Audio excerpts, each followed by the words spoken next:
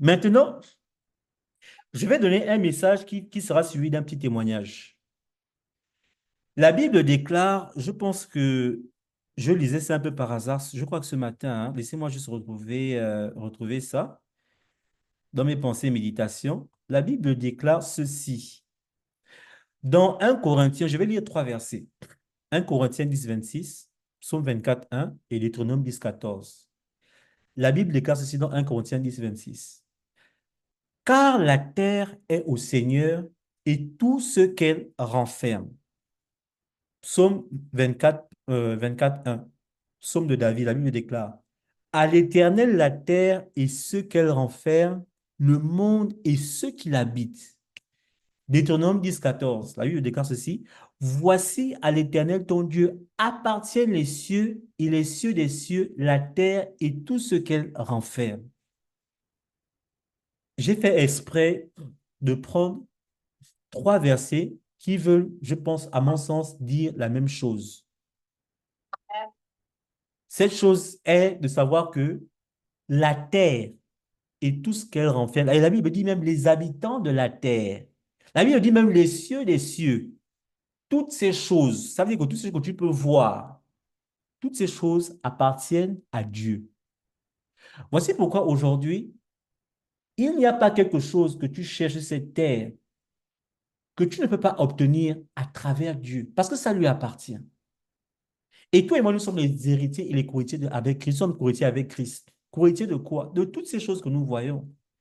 Ça veut dire en réalité que tout ce que tu cherches, tout ce pourquoi tu te bats sur cette terre, tu peux les obtenir parce que cela appartient à ton Père. Et je veux que tu réalises ces paroles à cette dimension. Voici pourquoi aujourd'hui, moi, par exemple, quand je n'arrive pas à faire quelque chose, je me dis, c'est que Dieu ne veut pas. Si j'ai vraiment donné tout mon effort, toute mon énergie et que je n'ai pas atteint ces choses, moi je me dis non, c'est que même si je veux cette chose de toute ma force et que je n'arrive pas à l'obtenir, je me dis c'est Dieu qui ne veut pas.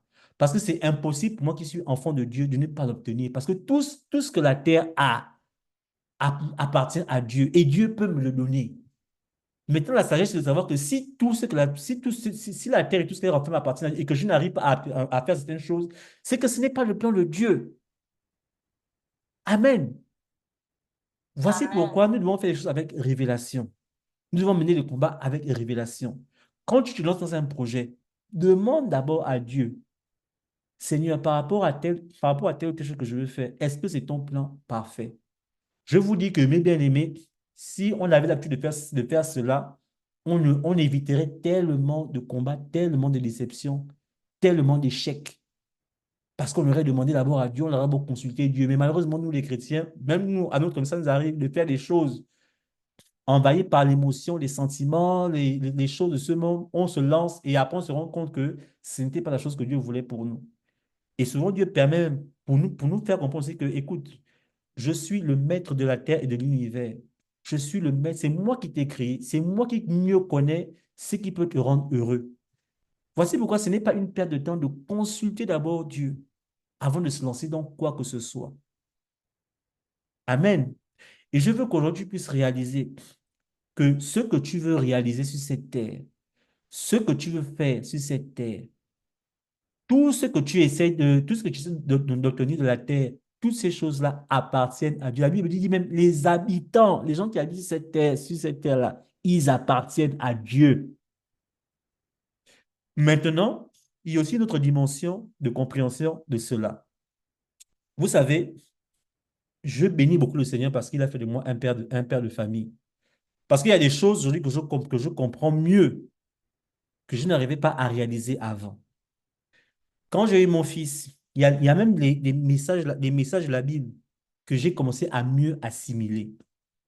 Quand tu es un père, et j'avais dit ça à un frère récemment que j'encourageais du côté du Ghana, et je lui partageais cette parole-là, je lui disais que tout ce qui m'appartient, tout ce que j'ai, appartient à mon fils.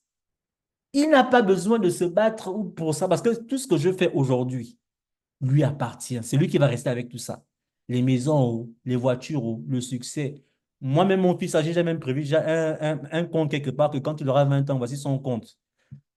En fait, Dieu m'a fait réaliser que tout ce que je fais même si même si je ne lui dis pas, même s'il ne cherche pas ces choses, toutes ces choses lui appartiennent. Il est là avec ses yeux, il rit, il pleure. Il ne respecte que tous les combats que je mène. C'est pour lui que je fais. Et il n'a pas besoin de me demander certaines choses parce que c'est mon fils. Naturellement, en tant que père, je le ferai pour lui.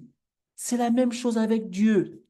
Maintenant, le problème, c'est que quand tu es encore à une dimension de bébé, il y a des choses que ton père ne peut pas donner parce que tu n'es pas encore conscient ou bien tu n'as pas encore la maturité pour gérer ces choses. Si mon fils a 1 an qu'il a aujourd'hui il me dit, papa, je veux conduire la voiture, je dirais, ben, je lui dirais non. Tu ne veux pas conduire la voiture, tu n'es pas encore mature, tu n'es pas encore mature, comment dire ça en français?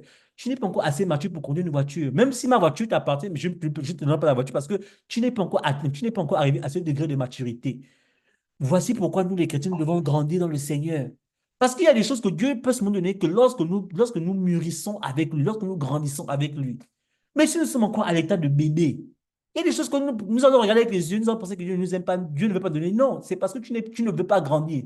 Tu n'as pas encore, tu n'es pas encore à ce niveau de maturité pour qu'il donne certaines responsabilités, même pour qu'il te donne certaines bénédictions.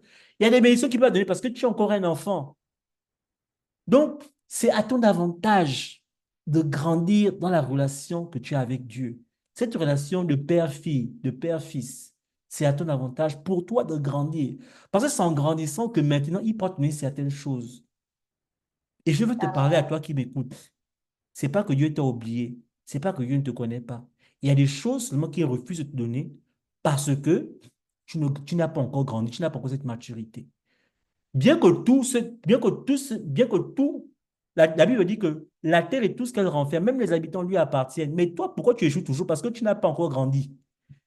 Il faut que tu grandisses. Il faut que tu mûrisses dans la parole de Dieu. La vie chrétienne, c'est comme une école. Il y a des gens qui sont encore en classe de sixième, ils passent leur temps à redoubler, ils sont là et ils vont stagner là. Mais toi, aujourd'hui, je veux te révolter à une chose. Je veux que tu commences à tout faire pour grandir avec le Seigneur. Et je vous dis qu'aujourd'hui, nous avons la chance d'avoir Internet. Si tu veux grandir avec Dieu, hein, tu vas être surpris des progrès que tu vas faire tous les jours avec lui. Parce que c'est très possible. Dieu peut te parler même dans ta chambre.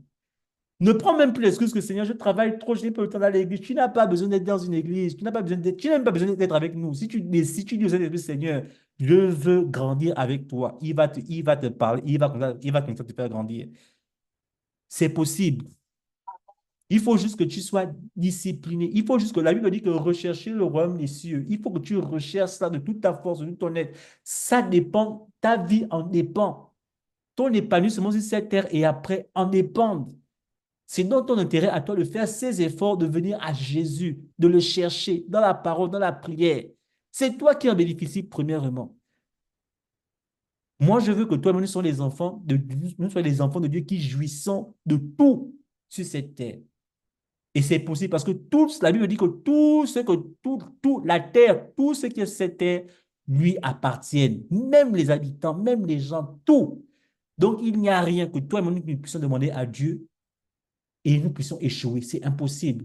Ça veut dire deux choses. Peut-être que tu n'es pas encore assez mature, ou bien juste que ce n'est pas la volonté de Dieu parfaite pour toi.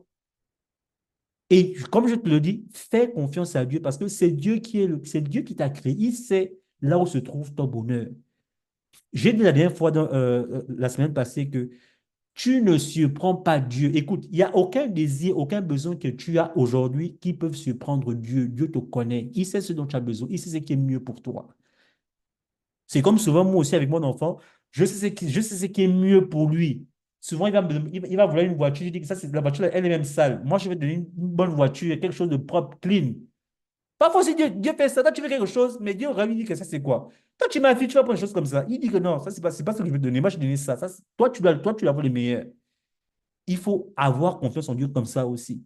Que non, ce que Dieu veut pour moi est le meilleur. Si je n'ai pas pu avoir telle chose, c'est parce il l'a permis. Ou juste parce qu'il veut que je grandisse. Amen. Donc, nous allons prier ce soir.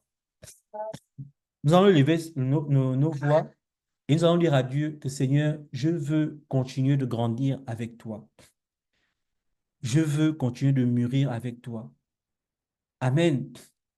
Élève ta voix là où tu es et demande à Dieu qu'il t'aide à grandir et à mûrir avec lui. Father Lord Jesus Christ, we pray to you, Lord, so that you can continue to help me, oh Father Lord, to grow with you. I want to grow with you, oh Lord. I want to continue, oh God, Jesus Christ, oh God, to flourish, continue to learn, continue to know more about you, Jesus Christ. I want you to help me, oh Father Lord, to get mature in the word of God, to get mature in everything that I'm doing.